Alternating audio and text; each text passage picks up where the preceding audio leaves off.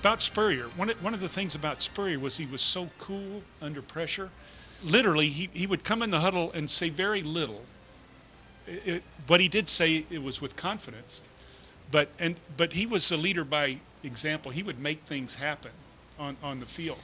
I know in the Georgia-Florida game that we lost in '66, where we were 7-0 at the time, we were ahead 10-3 at halftime. Toward the end of the third quarter, we were just getting killed. Our defense, their defense was just killing us. Coach Graves would call a play in, and Steve would actually go, no, we're not going to run that play. And he'd get down on his knee on the ground and actually draw a play up on the grass, just like it's sandlot football. That's how bad things were going that day.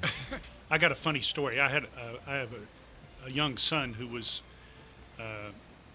7 or 8 years old in the mid-'90s, and we were watching the Georgia-Florida game one time on TV, and my son was aware of about 5 years of Gator history, and we were beating the Bulldogs, and my son looked at me and he said, "Daddy, has Georgia ever beaten the Gators?"